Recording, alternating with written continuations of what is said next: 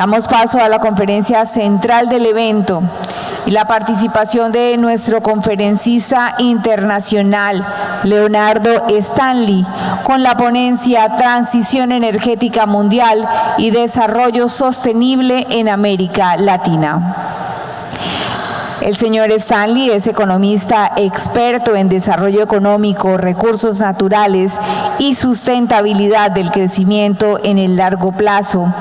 Es investigador asociado del Centro de Estudios de Estado y Sociedad Sedes Buenos Aires. Ha trabajado como investigador y consultor del gobierno de Argentina, así como de organismos multilaterales, incluyendo CEPAL, el Banco Mundial y el PNUD. Tiene una visión de desarrollo con un enfoque multifacético en temas de economía política global, desarrollo inclusivo y sostenible y finanzas sustentables. Autor de libros como Mercados Emergentes y Globalización Financiera, comparando experiencias de países como Argentina, Brasil, China, India y Corea del Sur. Investigador de la Red de Mercosur de Investigaciones Económicas, columnista de medios como El Clarín, El Economista de Argentina, Folha do São Paulo, Brasil, El Observador de Uruguay, El Nacional de México, entre otros. Es miembro del Grupo sobre Desarrollo y Ambiente de las Américas de Boston, Estados Unidos. Miembro de la Red Académica China, América Latina y el Caribe, con sede en la Universidad Autónoma de México, y del Observatorio de América Latina, Asia, Pacífico. Leonardo Stanley es profesor adjunto de Organización Industrial de la Universidad de Buenos Aires. También es organizador de la Red Mercosur de Investigaciones Económicas, miembro del Grupo sobre Desarrollo y Ambiente de las Américas, miembro de la Asociación Argentina de Economía Política, miembro de la Asociación Latinoamericana de Estudios, miembro de la Asociación Canadiense de Economía. También es miembro asociado al Diálogo Interamericano, participante del Consejo Asesor de la Iniciativa para la Transferencia Financiera y del Comité Académico de la Cátedra de Economía Política del Instituto de Estudios Latinoamericanos, dependiente de la Universidad Nacional del Rosario. También es miembro de la Red Académica China, América Latina y el Caribe, con sede en la Universidad Autónoma de México y el Observatorio de América Latina.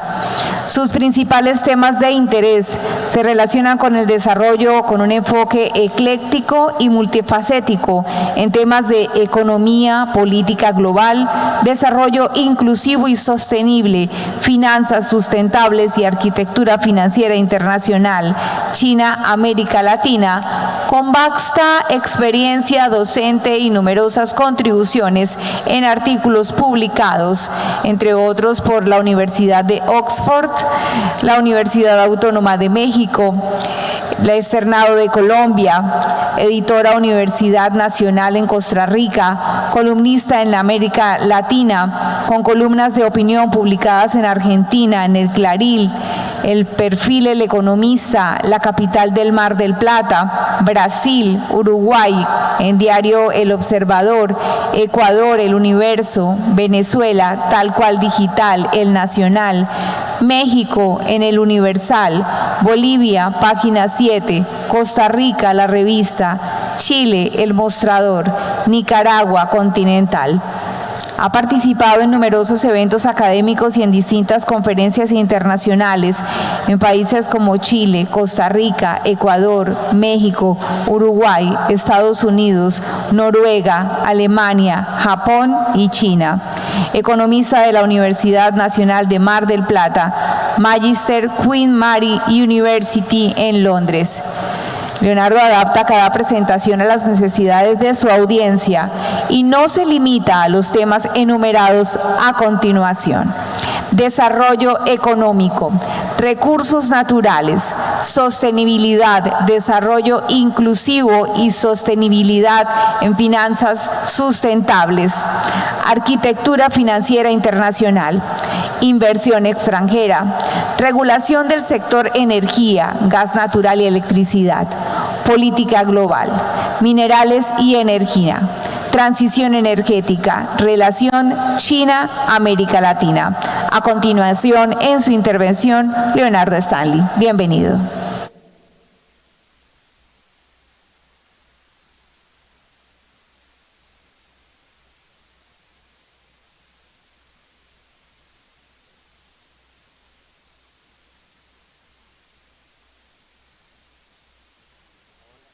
¿Se escucha bien? ¿Se escucha bien? Bueno, un gusto estar aquí con ustedes. Agradezco mucho la invitación, ciertamente. Para mí es un orgullo estar aquí con todos ustedes y debatir un tema que es muy acuciante, es muy actual y a la vez urgente, ¿no? De avanzar con esta transición, ¿no? Eso es lo que yo entiendo. ¿Cómo es esto? Gracias. Hay algunos aspectos que quiero destacar al inicio, que tiene que ver con el cambio que experimenta América Latina a nivel, si se quiere, continental, ¿no? Hay una encuesta reciente de Latinbarómetro que hay un porcentaje muy alto de la población de nuestro continente o subcontinente que plantea el cambio climático como una amenaza, como un aspecto a destacar. Sabido también es el riesgo que corren muchos activistas ambientales en países como Honduras, México, Colombia, Perú o Brasil, ¿no? Es decir, no habría mucho sentido aquí profundizar porque es algo que aparece en noticias trágicamente de forma diaria, ¿no? Y eso tiene que ver con la expansión de la frontera de producción que recientemente se mencionó, porque esa expansión genera desplazamiento, genera ocupación de territorio que por ahí pertenecía a pueblos originarios, comunidades indígenas, etcétera. ¿Sí? Entonces eso genera el segundo aspecto que tenemos que destacar en esta transición y para ver también la urgencia y genera demandas también, ¿no? Es decir, genera demandas por parte de la población el acabar o el modificar el patrón actual de producción y consumo. Y América Latina es uno de los países que más, de las regiones, que más expresa este descontento de la gente, ¿no? Y después el tercer aspecto que va atado a lo demás es cuando los gobiernos no responden a estas demandas de la población, como decíamos al inicio, que tiene que ver con demandas frente al problema de cambio climático, frente al problema de pérdida de biodiversidad, desplazamientos de gente, etcétera. Y eso, cuando no responde, se genera descontento social y se genera de alguna forma una fuerte desconfianza hacia los valores democráticos, ¿no? Y eso ha venido sucediendo en muchos países, no solo de América Latina, sino también de Occidente. ¿Sí? Entonces tenemos crisis muy profundas que tienen que ver con estos modelos de producción y consumo que venimos experimentando ya hace años, y esas crisis que algunos llaman civilizatorias, etcétera, tiene una raíz que es el disociar al hombre de la naturaleza, es pensar que se puede avanzar con esta idea de progreso sobre el medio ambiente y no va a tener consecuencias, ¿no? Eso es lo que generó todo un pensamiento que básicamente aquellos que hemos estudiado algún grado desde economía a otras ciencias sociales o derecho o mismo ingeniería nos planteaban como normal, ¿no? Es decir, es el hombre frente a la naturaleza. Toda esta idea de ser quienes vamos a dominar la naturaleza. Y como desde el punto de vista económico, la naturaleza es algo muy importante para todos los que vivimos en la región porque somos ricos en recursos naturales. ¿Sí? América Latina es la región por excelencia proveedora de minerales, proveedora de commodities agropecuarios, proveedora también de energías no renovables. Y todo eso, toda esa importancia que ha tenido no ha estado valorado no solamente desde lo filosófico que decíamos recién, sino también desde lo económico, que tiene que ver con cuestiones que los economistas llamamos externalidad. Es decir, deforestar una región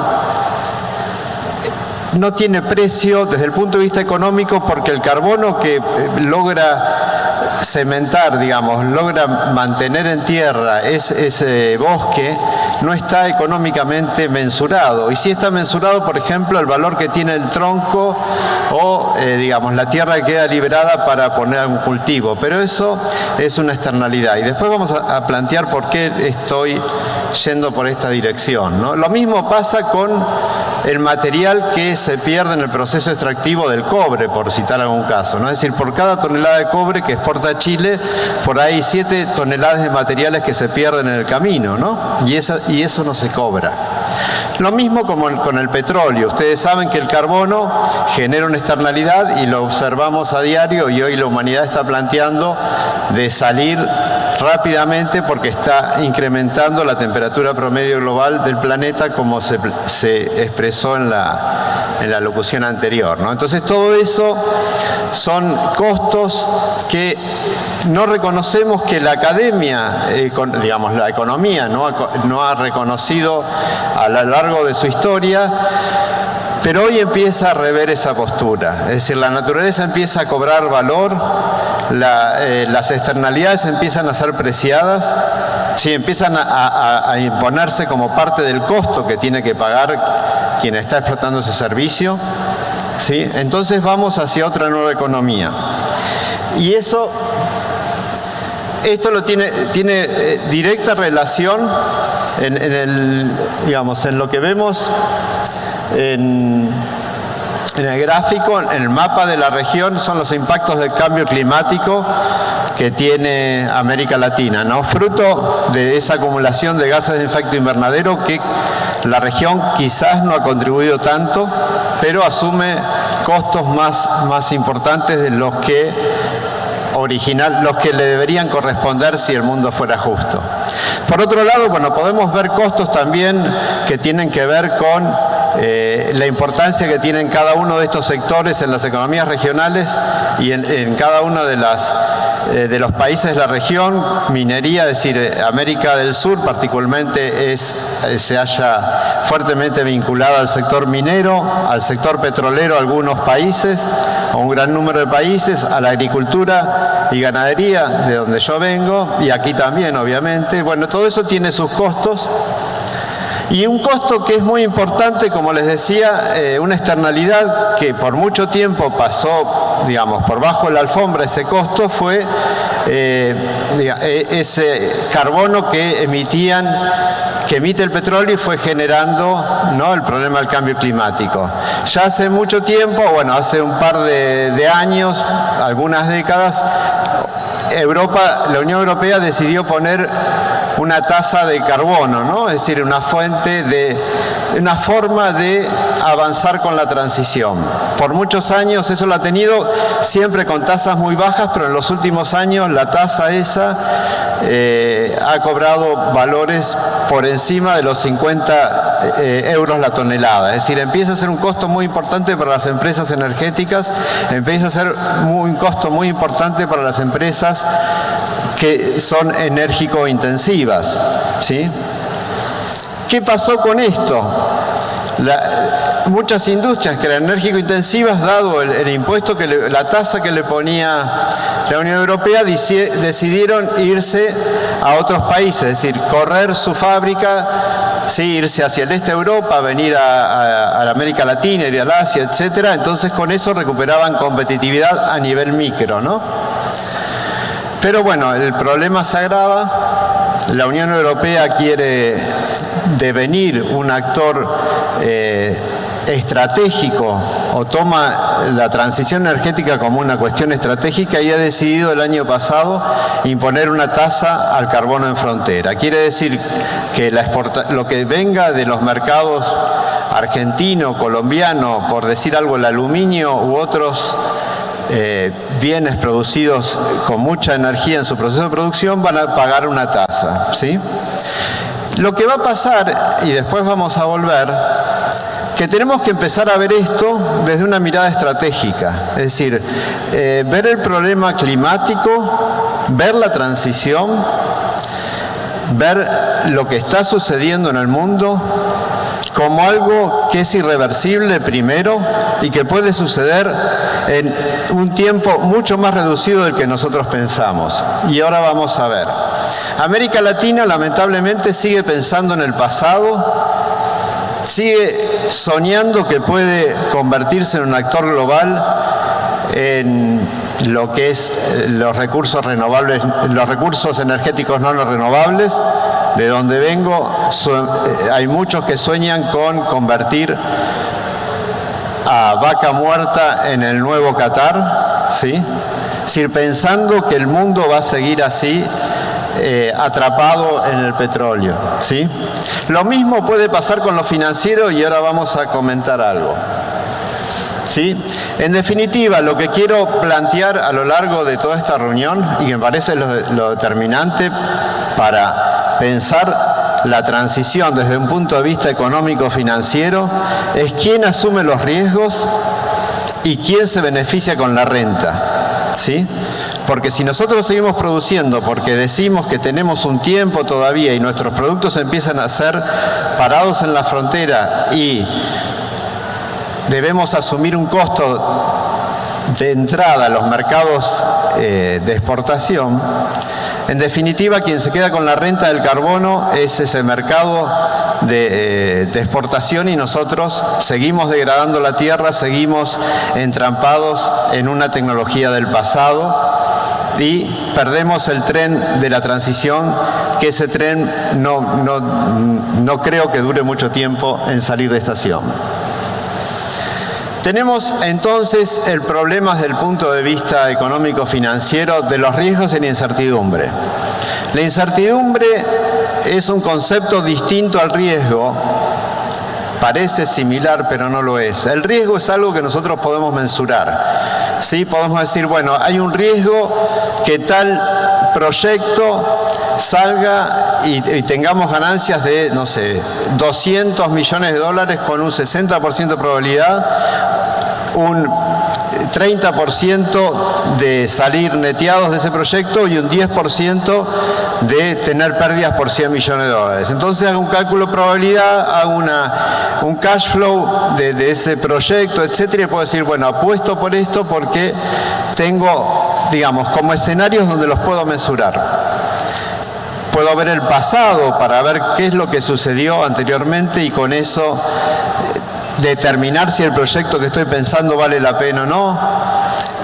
Puedo calcularlo, hay una probabilidad, etcétera. La incertidumbre es un bicho totalmente distinto. Es una situación donde lo que va a pasar no tiene nada que ver con lo que pasó, ¿sí? Esto, para los que han estudiado economía o han escuchado hablar de John Maynard Keynes, es lo que planteaba él como algo distinto, ¿sí?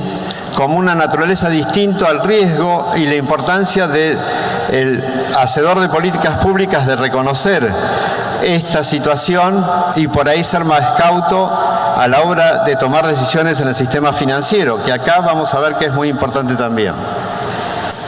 Tenemos una incertidumbre entonces atada con lo físico, el cambio climático, la pérdida de biodiversidad, es decir, una serie de elementos que nos marcan que la cosa va a cambiar, pero no sabemos para dónde y no sabemos el cuándo y no sabemos qué peligroso es. Es decir, si se llegan a producir ciertos eventos que los científicos denominan como puntos de quiebre, es decir, todo lo que vino para atrás no vale. Toda la historia que llevó a, por ejemplo, si el Amazonas se sigue deforestando, puede llegar a un punto de quiebre que está muy próximo, lamentablemente, toda la región, alcanzarlo, toda la región que es que comparte el Amazonas, ¿no? Y eso transformarse en una sábana. Es decir, ya el Amazonas hoy expulsa más carbono que el que retiene. Eso es un hecho muy relevante porque eso también genera aumento en, digamos, los gases de efecto invernadero que están en la atmósfera, ¿sí? Entonces seguimos con eso y no sabemos cómo puede afectar a toda la región. Es decir, no solamente a aquellos países que son miembros de la cuenca del Amazonas, sino al régimen de lluvia de toda América del Sur, por decir otras cosas. Tenemos otros problemas también que hay. Derretimientos en los casquetes polares que están aumentando los niveles de océano, pero no se sabe cuándo puede darse que este punto de quiebre y que se pierdan en el océano iceberg y aumente, y eso haga directamente aumentar el nivel de los océanos, y eso obviamente afecta a todas las ciudades costeras del mundo, y América Latina tenemos muchas, ¿no? Es decir, la mayoría de la población del mundo vive en regiones costeras. Y esto es fruto del cambio climático. Se está derritiendo también el permafrost en todos los, básicamente en las cumbres andinas de la región de Ecuador, Perú, Colombia, etcétera, porque las temperaturas promedio no logran mantener esa situación. Entonces hay una cuestión también asociada, por ejemplo, con el fenómeno El Niño, que todos nosotros conocemos, que tiene que ver con los cambios que puede haber en los regímenes de lluvia. Es decir, El Niño es un fenómeno que viene sucediendo hace mucho tiempo. Lo que está habiendo ahora es mayor variabilidad, ¿sí?, y mayor intensidad en el fenómeno. Argentina, digamos, tuvo un problema de sequía este año que le hizo perder más del 2% del PBI. ¿Sí? Por decir algún problema que tenemos con la situación, para dimensionar económicamente el riesgo, la incertidumbre climática y el riesgo económico que eso significa. Y ahora lo vamos a seguir planteando. Por otro lado, tenemos lo que se llama el riesgo de transición o riesgo financiero, ¿sí?, que muchas veces en la región se oculta, se trata de esconder, decir que eso no tenemos problema, ¿sí? El riesgo financiero tiene que ver con una caída en valor de los activos de las empresas directamente asociadas a la producción o explotación y exploración petrolera, pero también a otro montón de industrias fuertemente vinculadas con el sector, ¿sí? El riesgo financiero significa que los activos de las petroleras de golpe y porrazo pierdan su valor. Si eso sucede, ¿sí?, si eso pasa, si hay una pérdida de valor muy... Es decir, no solamente hay un problema para las petroleras, ¿sí?, que obviamente que puede ser muy fuerte para todos los que trabajan en el sector, ¿sí?, porque eventualmente se quedan sin trabajo, van a la quiebra, sino que es un problema pero muy grave para el sector financiero, que es el que tiene en sus carteras de activos préstamos otorgados a la industria, ¿sí? Esto el sector financiero lo está viendo. Obviamente en todo esto hay juegos y contrajuegos de bancos que siguen prestando, instituciones financieras que siguen financiando a la exploración petrolera, pero de forma creciente también hay inversores, los grandes inversores institucionales como los fondos de inversión, que ustedes quizás han escuchado hablar, que mueven trillones de dólares y por ahí son inversores en estos bancos, tienen participación y están exigiendo a la banca que salga del financiamiento del sector petrolero. Lo mismo pasa con los inversionistas de las grandes empresas petroleras, sí, como quizás ustedes vieron en algunos diarios especializados, las discusiones o trifulcas que hubo en las asambleas de accionistas del año pasado, BP Shell, Exxon, etcétera, o Total. Hay una creciente judicialización también por parte de los accionistas para que avancen con los programas de transición. Esto se vio en Holanda, sí, con Shell, pero también Shell está siendo demandada por no avanzar con la transición por, algunas ONGs de Nigeria. Es decir, hay un movimiento mundial que está judicializando esta transición también. Es decir, independientemente de la visión que tengamos cada uno de nosotros, es decir, el problema está Eso es lo que me parece venir a destacar. El problema está, y ese es un riesgo financiero. El tema es que tenemos dos riesgos entonces, uno que tiene que ver con el cambio climático y otro con el riesgo financiero de transición. Y los dos actúan a contracorriente, es decir, si yo tomo acciones, por ejemplo, en lo que hace adaptación, ¿no?, para empezar a minimizar los problemas climáticos o los costos que me genera una sequía, etcétera, etcétera, eso, o tomo ciertas regulaciones para impedir que transiten los vehículos a diésel en las ciudades, o cambios, es decir, todo eso va reforzando la transición, ¿sí? Va disminuyendo en forma, digamos, directa el riesgo que hay con la transición, es decir, disminuye, o no sé si tan directa, pero disminuye mucho los costos de esa transición porque se toman las acciones correspondientes. Pero por otro lado, si yo avanzo con eso, lo que aumenta es la posibilidad que el activo que yo tengo, digamos, hablando del sector petrolero, hablando del sector financiero con préstamos, caiga en su valor.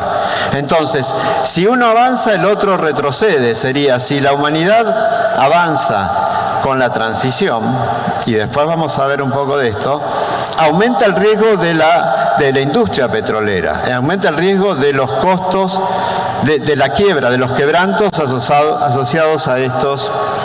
¿Sí? Hay un gráfico ahí que plantea entonces un poco qué pasa, ¿no? Si hay una transición rápida, disminuye los costos que va a tener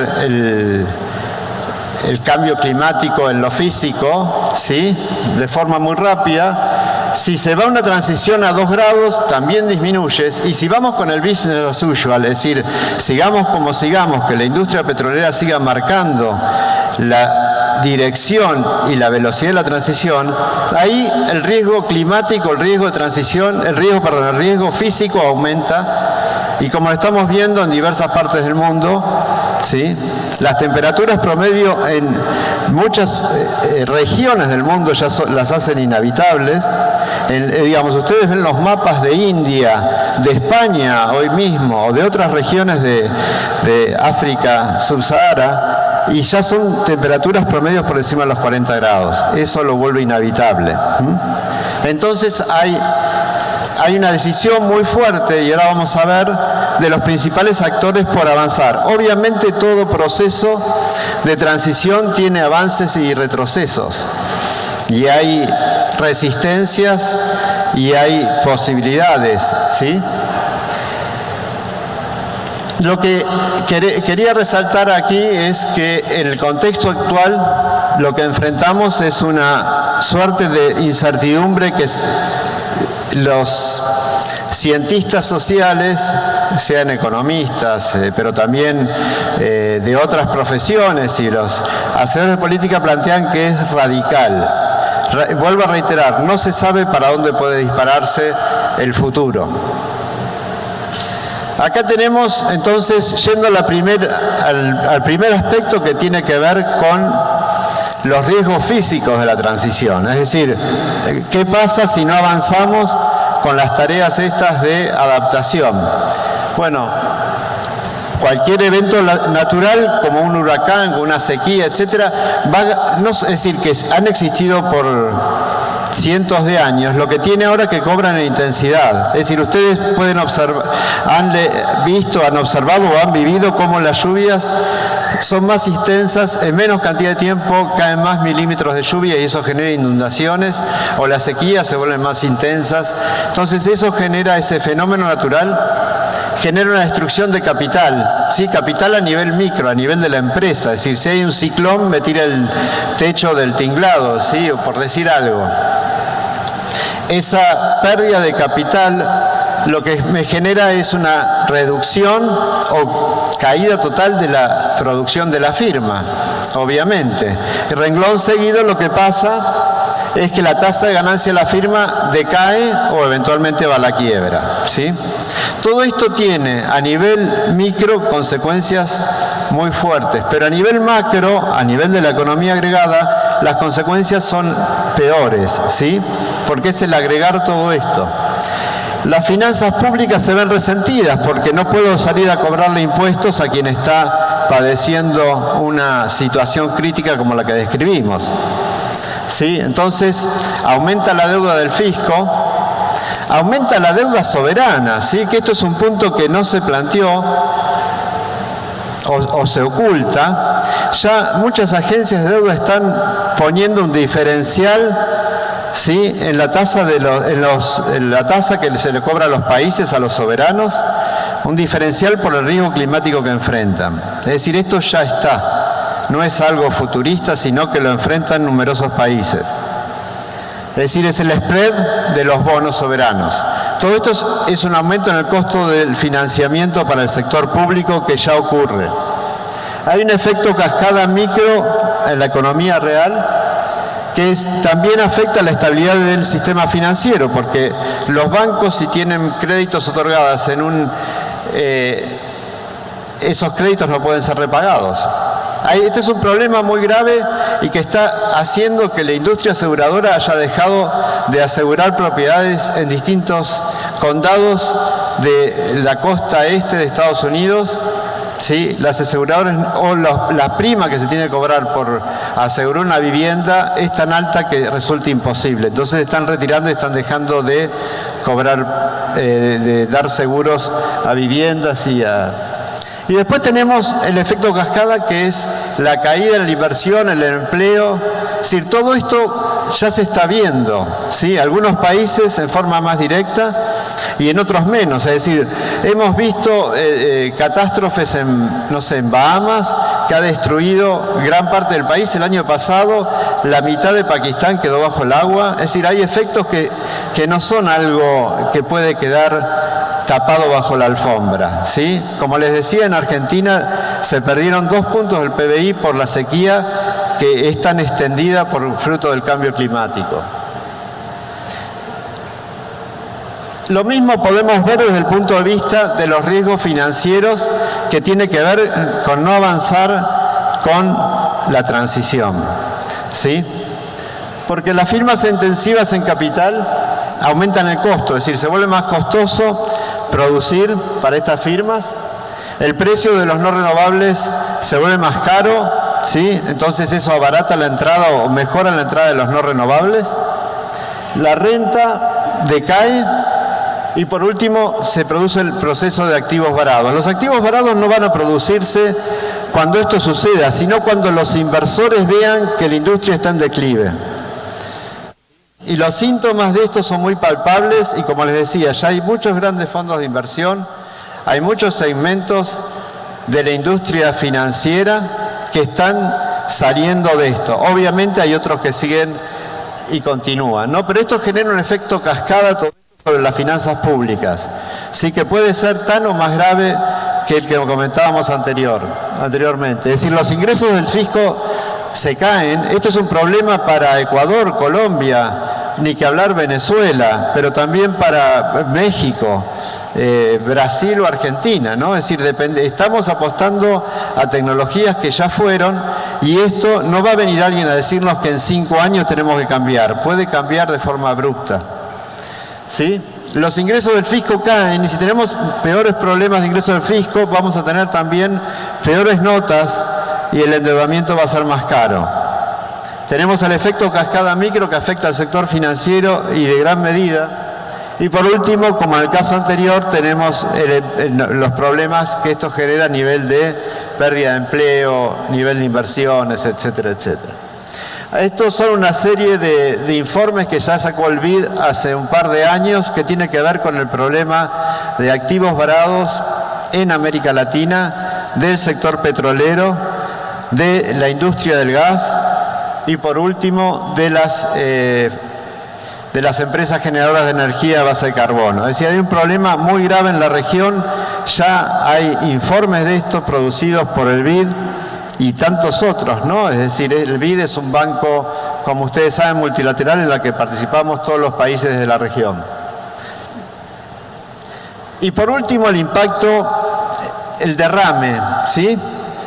El derrame que tiene que ver con que decíamos anteriormente que hay una velocidad de transición que nosotros podemos optar de avanzar o retroceder, pero eso implica que tenemos capacidad de influir sobre la oferta, cosa que América Latina somos actores marginales en el mercado energético no renovable.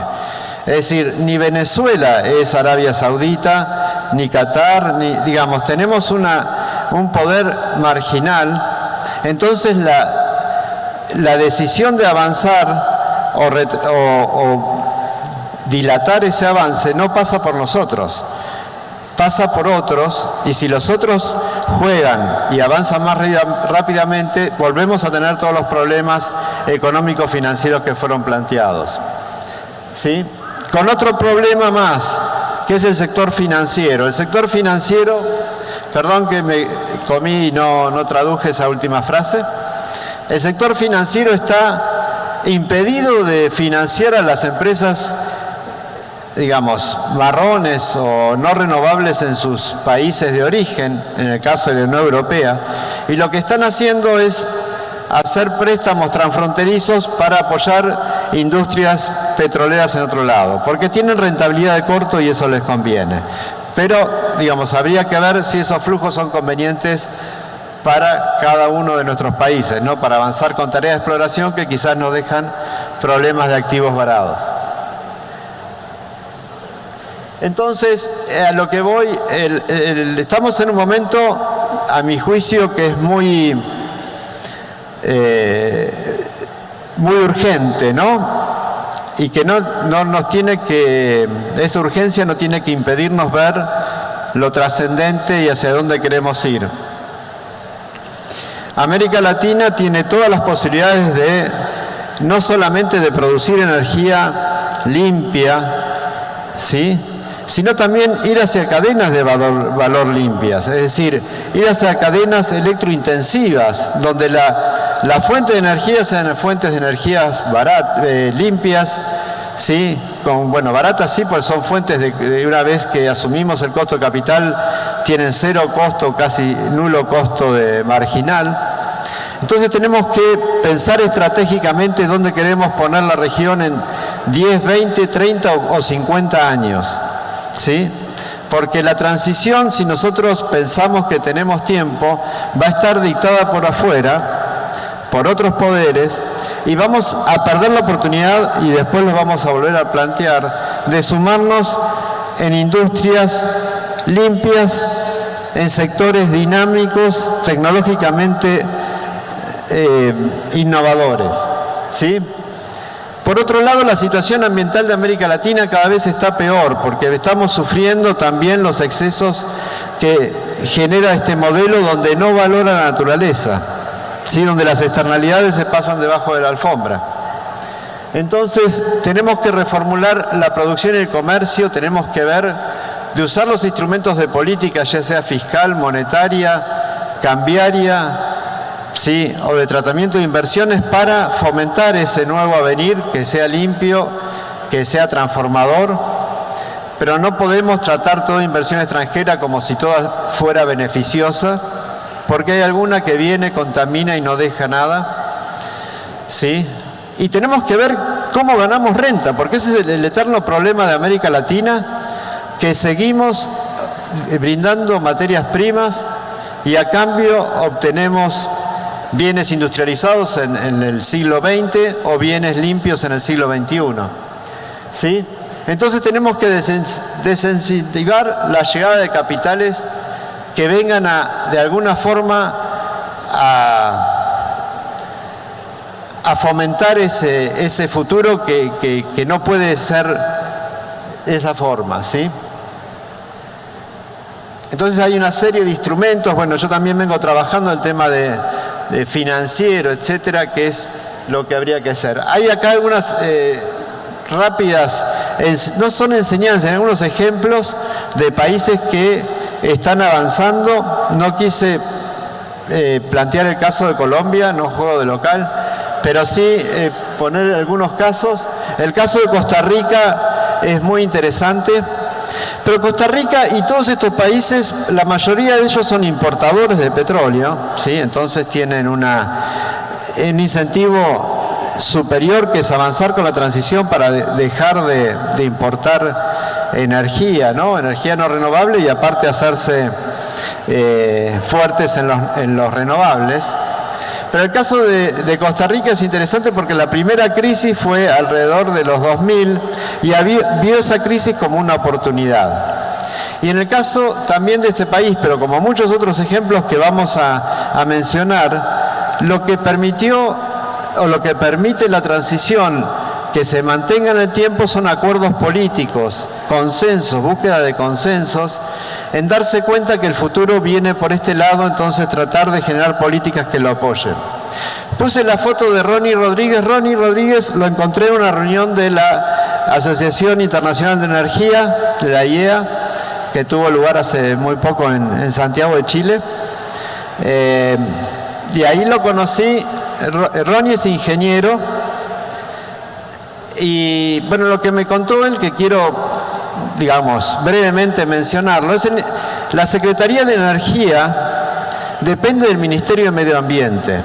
Y él me dijo, cuando llegó a la Secretaría de Energía, fue un shock para él como ingeniero, cambiar el mate, cambiar la cabeza y ponerse a pensar no solamente en la eficiencia, ¿sí?, que por ahí las decisiones en cuanto a qué hacer entrar en el sistema, sino también factores de resiliencia y por último lo ambiental. Es decir, lo ambiental domina todo, es decir, el objetivo del gobierno de Costa Rica es ir hacia una matriz energética limpia, que ya la tienen, y ahora es ir avanzando hacia otros segmentos, básicamente transporte, que este es un gran problema de contaminación en la mayoría de los países de la región. Pero traigo este caso porque me pareció interesante. Los datos de cuánto produce, cuánto no produce, los pueden buscar en cualquier lado, pero sí es un ejemplo muy interesante. Por esta cuestión de la restricción que le puso el ministro de Ambiente a él, secretario de Energía, de dejar de pensar como ingeniero que venía de digamos, las ingenierías energéticas, no sé si era petróleo, etcétera, para pensar que lo fundamental es brindar energía, pero respetar el medio ambiente también, ¿no? Y una cosa, la tercera pata, es decir, la seguridad energética a bajo costo para la gente y la cuestión de hacer de Costa Rica un país que no dependa energéticamente de ningún otro. Tiene que ver también con la soberanía energética, porque la soberanía energética quizás pasa más por avanzar con los renovables que continuar con los no renovables. ¿Sí? Bueno, acá hay un plan de descarbonización que se lanzó hace muy poco también en Costa Rica, que lo vamos a pasar, digamos, tiene que ver con avanzar por encima del business as usual. El segundo caso también interesante es Uruguay. Como ustedes saben, Uruguay hoy es el país de América Latina que más avanzado está y uno de los más avanzados en el mundo con lo que respecta a esta transición, ¿no? Lo que es la producción tiene mucho, como muchos de nuestros países, de energía producida a partir de hidroeléctricas, pero también avanzó y mucho con lo eólico hace ya más de una década, ¿sí? También destaca aquí el consenso multipartidario que se dio y el programa que se inició bajo el gobierno del Frente Amplio lo continuó ahora el Partido Colorado y sigue avanzando hacia una segunda etapa, la segunda transición energética, que está básicamente asociada con llevar la electromovilidad, ¿sí? Y también, esto es otro aspecto que va observándose en varios países de la región. Como se mencionó, también aquí en Bolivia hay un incipiente interés por lo que es el hidrógeno verde. Uruguay está avanzando y mucho con esto. Lo mismo Chile. Chile es otro caso interesante.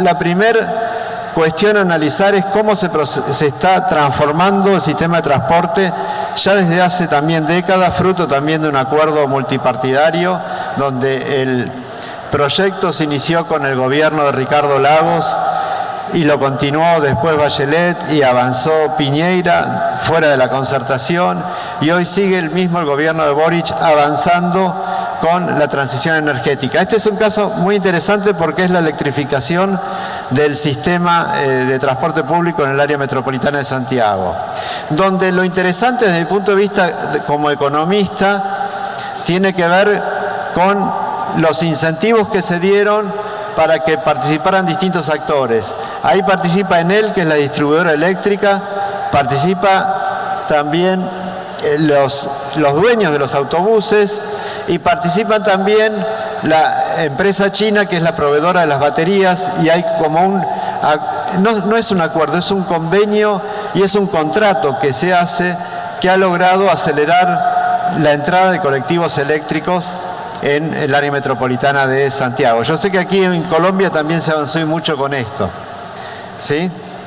Otro aspecto es la apuesta esta que está haciendo Chile por el hidrógeno verde, que también Chile quiere convertirse en un exportador de hidrógeno verde, ¿sí? Y es algo que lo está haciendo Uruguay, etcétera. También me parece, es una apuesta a futuro, más allá de quién gana y quién pierde con esto, ¿no? Tendríamos que ver qué ventajas tiene esto desde lo social y lo ambiental para los países que están avanzando con estas ideas, ¿sí? Bueno, Chile, como ustedes saben, tienen al norte una provisión de energía solar, digamos, naturalmente pueden utilizar y mucha energía solar ahí, y en el sur los vientos, en el área de Magallanes, lo que es la Tierra del Fuego chilena, ahí está por asentarse este proyecto. Y después otro caso, Brasil, que es interesante, con los avances y retrocesos que tiene y también con lo que fue, desde mi punto de vista, trágico con el gobierno de Bolsonaro, digamos, los retrocesos fuertes que tuvieron en muchos segmentos y básicamente también en lo que hacía el Amazonas, etcétera. Pero como ustedes saben, Brasil es un país federado y avanzó mucho y tiene mucha fuerza lo que es el offshore eólico, ¿sí? Y esto es algo interesante para pensar, y ahí hay un involucramiento muy grande de Petrobras, que tiene la tecnología y está trabajando con esto. Es decir, no quiere decir que Petrobras haya dejado el presal, etcétera, pero está avanzando fuertemente también con esta transición, ¿sí? Y también lo destacado de Brasil es la política que tuvo en los gobiernos del PT anteriormente de avanzar con lo industrial, ¿no? Es decir, no solamente fomentar la industria, sino también financiar esa proyección del sector industrial. Entonces hoy tenemos que gran parte de las turbinas eólicas se fabrican en Brasil. Bueno, pero también, digamos, mientras algunos avanzan con esta transición, hay otros que siguen apostando al pasado. Traigo 3 casos. Uno es el caso de mi país, donde lamentablemente el gobierno actual, como el gobierno anterior, hay como un consenso por vaca muerta muy fuerte, dejando de lado los costos ambientales que ese proyecto tiene. Y también avanzar con el offshore en las costas bonaerenses, lo cual desde el punto de vista económico-financiero no es redituable y puede generar un problema de activos hundidos muy fuerte. Lo mismo pasa con el gobierno de Guillermo Lasso en Ecuador, que sigue planteando avanzar con la exploración y explotación petrolera del Yasuní, que es una de las reservas de biosfera más importantes del mundo.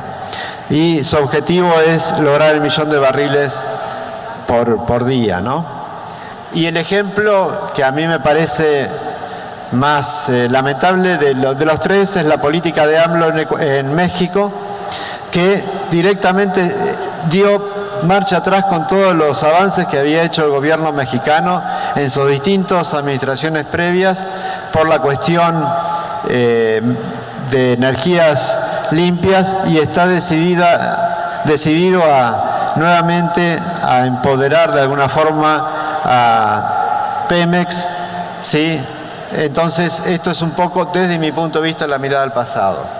¿Por qué? ¿Por qué es la mirada al pasado? Porque tenemos una transformación en proceso, un financiamiento que merma y una conflictividad que crece. Todo esto lo dijimos, ¿sí?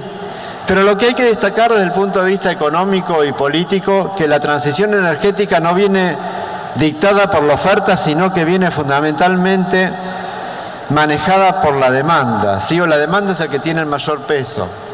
Se están acelerando los cambios tecnológicos, no ya lo eólico, onshore o lo solar, etcétera, que los costos han bajado en todo el mundo de forma muy pronunciada, sino que están avanzando, por ejemplo, lo que es el eólico offshore, ¿sí? Que es disruptivo por lo que es la posibilidad de generar energía barata con mayor sin menor como es alteración, etcétera, etcétera.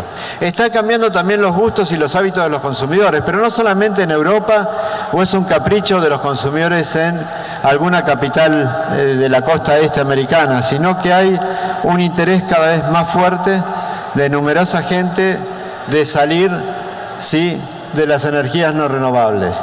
Por otro lado, las normativas están siendo cada vez más restrictivas en cuanto a la combustión interna, con algunos países que avanzan y otros que retroceden ciertamente, pero hay un creciente disrupción, digamos, hay una prohibición del uso de motores diésel en muchos cascos históricos en varias ciudades europeas, ¿sí? Las leyes se vuelven más restrictivas, ¿sí? Y tenemos no solamente, esto pasa en Europa, también está pasando en Estados Unidos con el AIRA, con la nueva ley que acaba de sacar Biden el año pasado, que tiene que ver con la reconstrucción, ¿sí? Por otra parte, como les decía, este temor por parte de los inversores a quedarse con activos varados, porque en definitiva muchas de las acciones detrás, digamos, mucho del financiamiento de estas empresas puede ser en equity o en deuda, y eso genera un temor de que de golpe eso no valga nada. Y por último, y eso vamos a charlar ahora, el rol creciente de las políticas públicas para avanzar con esa transición. ¿Sí? Por un lado, Europa, ¿sí? Ustedes pueden decirme, bueno, Alemania abrió una nueva usina de carbón, fruto de la guerra de Ucrania, ¿sí? Sí, obviamente, en la coyuntura están saliendo a buscar gas natural licuado por todo el mundo, ¿sí? Lo vivimos en Buenos Aires, lo vivimos en cada capital, pero también es cierto que hay una decisión geopolítica de la Unión Europea, ¿sí?, de avanzar y rápidamente con la transición. Se largó el programa verde, el Green Deal, ¿sí? Como les comentaba, está el mecanismo de ajuste de carbono en frontera. También se está planteando, en otro orden, ¿no?, imponer sanciones a las importaciones de alimentos si provienen de áreas que han sido deforestadas, no importa si legal o ilegalmente. Todo eso hay una nueva Europa, más allá de lo verde, hay una nueva Europa en lo geopolítico que le interesa salir de la transición rápidamente, ¿sí? Aparte que hay gran interés de otros muchos porque esto suceda, ¿sí? Estamos llegando a los 5 minutos finales. En lo que yo quiero plantear desde el punto de vista de nosotros, América Latina, es no quedarnos en este juego geopolítico siguiendo abasteciendo porque nos piden en el corto plazo gas, petróleo o carbón, y hundir capitales que dentro de 5 o 10 años se nos queden sin valor. Es decir, China hoy es el principal productor, hace un par de años es el principal productor de turbinas de generación eólica, es el principal productor del mundo de paneles solares, es el principal mercado para automóviles eléctricos. Por caso, hoy la industria automotriz europea y estadounidense está acelerando avanzar hacia el auto eléctrico por temor a perder ese negocio que por una centuria fue dominado por ellos, ¿sí? Por otro lado, como les comentaba, la Unión Europea está avanzando y mucho con la transición, y Estados Unidos lanzó el AIRA, Inflation Act, ¿sí? Y esa paquete de medidas que introduce el gobierno pone, como decimos en Argentina, una bocha de plata, ¿sí?, para subsidiar la transición. Eso ha generado conflictos políticos con la Unión Europea porque está seduciendo a las principales productoras de bienes de capital europeos y asiáticos para que se establezcan en territorio americano, etc. ¿Sí? Entonces, lo que tenemos que pensar en este momento es cómo vamos a buscar alianzas para que nos hagan más fácil la transición. Nadie nos va a regalar nada. Es decir, si empezamos con el discurso, como lo hace por ahí el gobierno argentino, del sur global, que no ha sido generador, etcétera, nos van a decir, muy bueno, pero el centro de estudiantes quedó y en los bifes no te voy a dar nada y la transición te la tenés que pagar vos. Si no avanzamos nosotros, si no decidimos acelerar esta transición, podemos quedar en el tiempo produciendo políticas públicas que hagan, digamos, que nos dejen en una condición mucho más débil de la que actualmente estamos. Vamos a pasar esta, quiero ir a la última filmina, que tiene que ver un cuadro muy simple de quizás países importadores y exportadores, pero hay una tendencia muy fuerte de los países productores hacia el status quo, hacia que la transición me las marquen las petroleras, que nosotros podemos ir adaptando, que no somos los culpables de este cambio climático. ¿Sí? Tenemos un problema más allá de esto, tenemos un problema muy fuerte de lo que es pensar en el futuro. Pensar en el futuro desde lo económico, que tiene que ver con generar cadenas de valor que miren al futuro y no que se queden en el pasado. Es lo que los economistas llaman lock-in. Si seguimos invirtiendo tecnológicamente, seguimos formando en las universidades ingenieros en petróleo, pero no ingenieros en energías limpias, estamos viendo el siglo XX y no el XXI. ¿Sí? Vamos a entrar al mundo del siglo XXI como proveedor de materias primas y no como generadores de valor en cadenas electrointensivas. ¿Tenemos costos? Sí, porque tenemos en el corto plazo, se nos puede generar problemas de divisas eventualmente, pero también es cierto que, por ejemplo, las tareas de la producción de vaca muerta en Argentina llevan una innumerable cantidad de subsidios que la ecuación económica financiera de ese proyecto deja que ver. El otro va a generar cada vez mayores divisas. Tenemos, en definitiva, una visión estática de la restricción externa que tanto nos plantea los economistas de la región, o pensamos dinámicamente esa restricción de acá a 5 o 10 años, porque si invertimos en algo que no nos dé divisas y que aparte nos genere crisis financiera, la situación puede ser muy difícil. ¿Sí? Bueno, y en una tenemos este riesgo financiero que, les vuelvo a reiterar, es muy, pero muy importante. Bueno, les agradezco el tiempo y creo que llegué en horario, más o menos. Gracias.